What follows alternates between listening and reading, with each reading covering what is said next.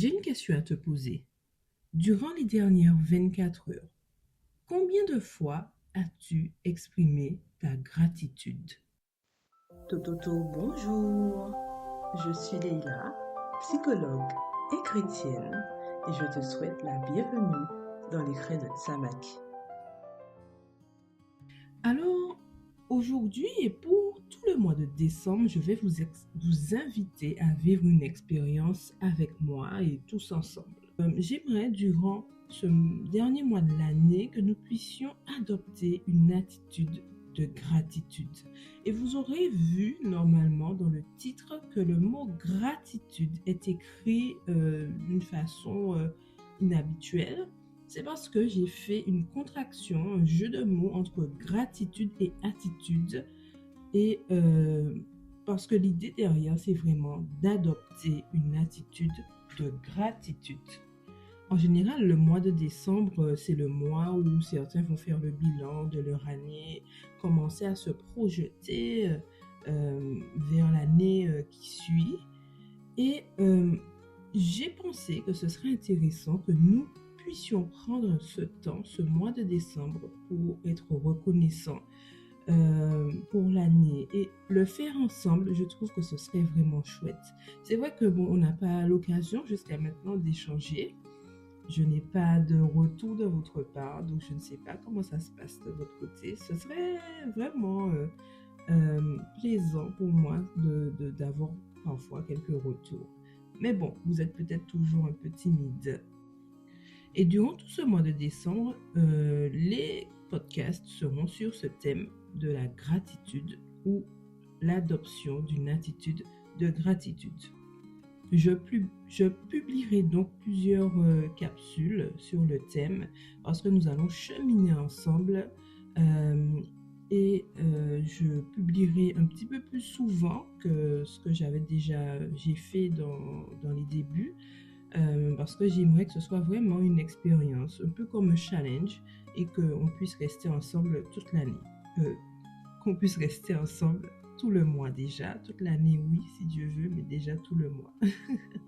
Donc ce sera vraiment quelque chose de pratique, quelque chose de vivant et j'aimerais vraiment que vous puissiez faire l'expérience et ensuite en témoigner, même si c'est pas pour moi, pour nous, mais autour de vous, que vous puissiez vivre cela parce on ne décidera pas de faire cette expérience juste pour la faire. Moi, c'est vraiment pas dans cet objectif-là que j'ai décidé de faire ainsi. En tout cas, quand Dieu me l'a soumis, c'est vraiment qu'on puisse faire quelque chose d'empirique, comme on dit dans le milieu scientifique, qu'on puisse vraiment vivre la chose et voir clairement les retombées, les résultats. Pour commencer aujourd'hui, dans un premier temps, je vais faire la définition des deux mots phares de notre mois, de notre mois, donc l'attitude et la gratitude. Et ensuite, je vais vous parler des bienfaits psychologiques de la gratitude. Et pour finir, on va commencer tout de suite. On ne va pas attendre la prochaine capsule pour commencer notre aventure, notre expérience. On va tout de suite commencer à remercier Dieu pour qui il est. Mais on commence, comme je vous disais déjà, par définir les deux mots attitude et gratitude. Alors, l'attitude, c'est une façon de se tenir. Ça renvoie aux comportements qui sont liés à une disposition d'esprit, une disposition psychologique. Plus clairement, l'attitude, c'est notre disposition d'esprit, notre disposition psychologique qui va venir influencer nos comportements, qui va venir influencer notre façon de nous tenir. La gratitude, c'est un sentiment de reconnaissance et d'affection envers quelqu'un. Donc, on voit qu'il y a le côté, on va dire, purement cognitif dans la pensée, reconnaître, mais aussi reconnaissance, mais aussi l'affection. Donc, il y a les émotions, ce qu'on va venir ressentir et cumuler attitude, gratitude, ça fait la boucle parce qu'il y aura le comportement, il y aura nos pensées et aussi nos émotions. En gros, nous allons disposer notre âme, notre esprit, notre corps pour exprimer de la reconnaissance et de l'affection. Envers qui? On verra ça tout à l'heure et tout au long du mois. Mais ce que je veux déjà dire, c'est qu'on le fera pour ce mois-ci, mais l'idée, c'est qu'on puisse maintenir cette attitude tout le temps, pas ce mois-là, mais toute notre vie. Et si c'est déjà le cas pour vous, que vous puissiez continuer à être dans cette attitude, à maintenir, à renforcer cette attitude de gratitude. Parlons maintenant des bienfaits psychologiques de la gratitude. Alors, des chercheurs ont fait de magnifiques trouvailles, mais qui, à vrai dire, étaient déjà mises en avant dans la Bible. Mais je m'avance un petit peu, je continue. Les chercheurs ont compris que la gratitude a du bon pour l'être humain et va venir spécifiquement modifier son cerveau positivement, et cela aura des retombées positives pour sa santé dans son ensemble physique, mental et spirituel. J'ajoute le spirituel. C'est-à-dire que se focaliser sur les aspects positifs de la vie nous permet de produire des hormones du bien-être, du bonheur. Ce sont les hormones notamment dopamine et sérotonine. Alors, qu'on soit clair, quand on parle de se focaliser sur le positif, ce n'est pas faire la politique de l'autruche et oublier qu'il y a des choses désagréables et négatives qui existent.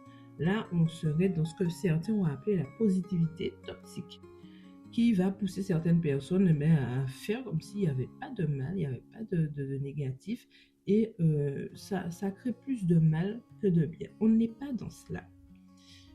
La gratitude sera de se focaliser sur le positif, bien qu'on ait conscience du négatif, qu'on constate que le négatif est bien présent. Alors, pourquoi ça fait du bien à notre être d'être dans la gratitude? C'est parce que ça va venir réguler notre humeur et procurer une sensation de bien-être. Donc, ça, par rapport aux hormones là, que je viens de vous citer, qui vont être produites, et ça va venir contrebalancer l'hormone de stress. En général, c'est le cortisol principalement qu'on va produire quand on sera stressé, quand il y aura des choses négatives que l'on vivra. Donc, adopter une attitude de gratitude va nous permettre de produire les hormones, les bonnes hormones, les hormones du bien-être, ce qui va contrebalancer les hormones de stress. Plus concrètement, ils ont remarqué que les personnes qui avaient une attitude de gratitude, cela avait pour effet de diminuer leur stress, diminuer leur anxiété sur le long terme, et aussi, ces personnes avaient un meilleur sommeil. Il y avait aussi pour certains groupes une diminution des idées noires, des idées suicidaires pour les personnes qui en avaient, une diminution dans l'aspect physique de la tension artérielle et donc diminution des risques de maladies cardiovasculaires. Cela aussi pour effet de permettre à ces personnes, aux personnes, à nous, parce que ce sont les études, mais c'est que ça se vérifie chez les autres êtres humains, d'être plus résilients, d'être plus à même de traverser l'adversité, de rebondir, voire de grandir. Ça permet aussi de renforcer les liens sociaux parce qu'on sera quelqu'un qui sera dans la gratitude envers les autres. On va être reconnaissant pour ce qu'on a, pour qui il y a autour de nous. Donc, vous aurez entendu que je dis que ça participe, que ça permet, ça diminue. Mais ça ne veut pas dire que c'est un facteur de causalité. Parce que je suis dans la gratitude, tout cela va se passer automatiquement. Ça participe. Donc, ça ne veut pas dire parce que je suis dans la gratitude, je n'aurai pas de maladie cardiovasculaire. Ce sont des facteurs qui aident, qui vont vraiment être actifs pour une meilleure santé. Ce n'est pas, c'est-à-dire automatique, mais c'est important de le faire. La plupart des études se sont intéressées à des personnes qui expriment leur gratitude pour la vie, pour les choses de la vie, mais pas vraiment orientées vers Dieu. Il y a aussi des études qui se sont intéressées à ceux qui sont croyants. Mais les études essentiellement là que j'ai trouvées, ce sont des personnes qui pratiquent la gratitude au quotidien, mais pas envers Dieu. Et on voyait déjà, on voit du positif dans leur vie. Alors, posons-nous la question, quand il s'agit de gratitude envers Dieu, en incluant Dieu dans ce processus-là, qu'est-ce que ça peut produire dans notre vie? Parce que là, on est vraiment dans quelque chose de vivant. Il y a de l'interaction entre nous et Dieu. Ce n'est pas unilatéral.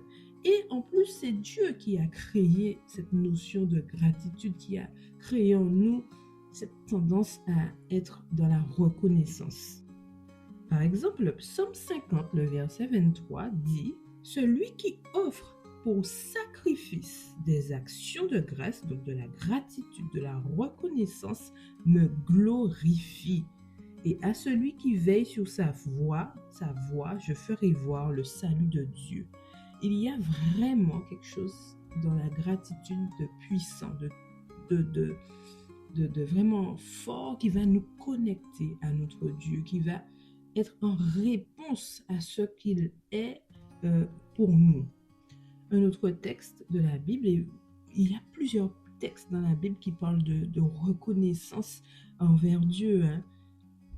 Philippiens 4, les versets 6 à 7. Ne vous inquiétez de rien, mais en toute chose, faites connaître vos besoins à Dieu par des prières et des supplications, avec des actions de grâce, avec de la reconnaissance, avec de la gratitude.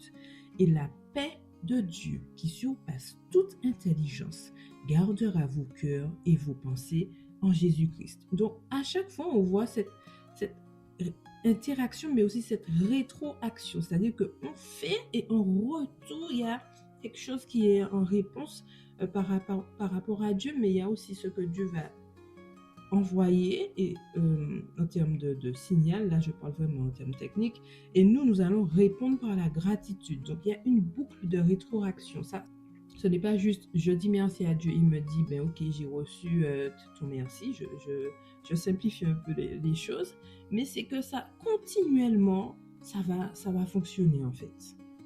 Ça va nourrir la relation, ça va nourrir l'intimité qu'on a avec lui, et lui il nous répond, il est vraiment présent, il est vivant, et c'est ça qui change de la gratitude simple qu'on a vu, la gratitude, le concept de gratitude séculier, à cette gratitude dans la relation avec Dieu. Et comme je vous disais, il y a aussi des études qui se sont intéressées à la gratitude quand on est chrétien, quand on croit, et les résultats sont similaires à ce qui avait déjà été remarqué.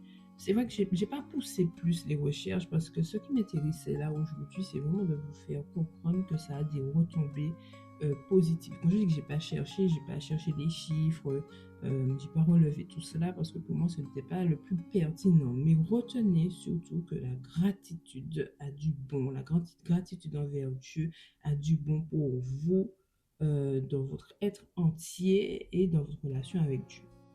J'aimerais maintenant qu'on finisse par une première expérience pratique dans notre attitude de gratitude. Comme je vous disais en introduction, aujourd'hui, nous allons remercier Dieu pour qui il est et pas pour ce qu'il fait. Attention, hein? Mais avant de poursuivre, j'aimerais vous dire que pendant tout ce mois, et ce sera peut-être l'occasion de continuer après, ou si vous le faites déjà, ce sera l'occasion de le faire ensemble. Ce que je vous invite à faire, c'est d'avoir quelque chose de quoi noter, un cahier, un carnet, votre téléphone, ce que vous préférez, pour pouvoir écrire à chaque fois ce qu'on va faire ensemble, pour que vous puissiez déjà marquer dans le marbre quelque part ce qui va se passer, et pouvoir retourner en arrière parfois, pour retourner en arrière et être en mesure de voir ce que vous aviez écrit, ce qui s'est passé, parce que je vous assure que ça ne va pas être juste de l'écriture pour de l'écriture. Donc faites ça de façon vraiment intentionnelle. Et quand vous ferez cette expérience-là chaque jour, je vous encourage, je vous invite à prendre un temps spécial pour ça. Vous arrêtez, même si ce sont quelques 5 minutes, quelques 10 minutes, à vous arrêter, à créer un espace pour faire cette expérience-là, mettant de la musique, à créer votre petit espace cocooning en étant dans la nature. Choisissez ce que vous voulez. Là, je vous suggère ce qui me parle à moi, mais vraiment, prenez ce temps-là pour pouvoir venir avoir ce petit rendez-vous-là avec votre Dieu, ce petit date, comme on dit, avec Dieu. Quand vous allez à un rendez-vous, quand vous allez vous sortir avec des amis, votre famille, votre conjoint, votre conjointe, bon, vous préparez, mais ce sera un petit peu dans cette idée-là. Donc, je vous disais, aujourd'hui, on va remercier Dieu pour qui il est. Pas pour ce qu'il fait, ce qu'il a donné, simplement pour qui il est. Et c'est ça la vraie gratitude, c'est ça qui va inaugurer la vraie gratitude, c'est-à-dire aimer Dieu pour sa personne. Et finalement, quand on fait la même chose avec les êtres humains, c'est ça la vraie gratitude. On ne les aime pas parce qu'ils ont fait, ils font les choses pour nous, mais on les aime simplement, inconditionnellement pour qui ils sont. Tout comme Dieu nous aime inconditionnellement. C'est peut-être pas simple, mais essayez de vous rappeler on va partir de choses que Dieu a fait pour vous et analyser derrière ces actions-là que Dieu a faites pour vous, qu'est-ce qu'il est qui fait qu'il a agi comme ça pour vous. J'espère que vous comprenez. Même si ce n'est pas simple, restez concentrés et faites-le. Demandez à Dieu de l'aide, il va vous guider. Je vais vous partager aussi les noms de Dieu, quelques noms de Dieu qui peuvent être utiles pour pouvoir remercier Dieu pour qui il est. Il y a Yahweh, simplement, qui est « Je suis celui qui suis ». Ça, c'est puissant. Je suis celui qui suis, je suis. Remerciez Dieu pour qui il est. Elohim, Dieu créateur, ce Dieu puissant, celui qui crée. El Shaddai, Dieu tout-puissant. Est-ce que vous pensez ça quand vous le dites, Dieu tout-puissant?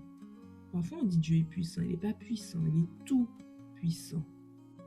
El Roi, le Dieu qui voit, c'est Agar qui a dit ça lorsqu'elle était en détresse et que Dieu est venu à sa rencontre et elle a dit, tu es El Roi, le Dieu qui me voit, Dieu qui te voit, Dieu qui nous voit.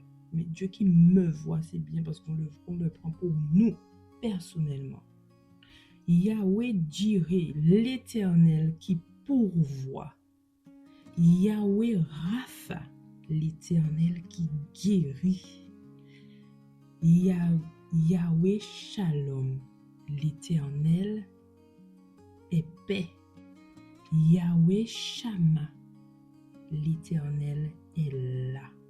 Il est là, il est présent là. Yahweh Sabaoth, j'aime tellement ce nom en ce moment, c'est l'Éternel des armées célestes, celui qui vient au combat. Et puis, le nom affectueux, Abba, Papa. Et si vous avez d'autres noms affectueux à lui donner, pour vraiment être dans cette proximité avec lui, parce qu'un papa, ce que ça représente quand on dit que Dieu est père, waouh, c'est le genre de père qui est mère aussi, c'est ça qui est puissant. Je pense que vous comprenez ce que je veux dire, c'est-à-dire que il a tous les qualificatifs de parents, il cumule les deux, ce que la maman et le papa nous apportent sur terre, Dieu l'apporte en étant qui il est. Il y a d'autres qualificatifs qui nous rappellent qui Dieu est. Donc, il est notre lumière, il est notre roc, notre berger. Et je vous laisse continuer cette liste-là. Et ce serait vraiment intéressant que vous osiez écrire dans les commentaires des qualificatifs ou qui Dieu et ça nous aiderait aussi mutuellement. Alors, j'espère que vous allez arriver à sortir de votre timidité ou je ne sais quoi d'autre et écrire et l'exprimer.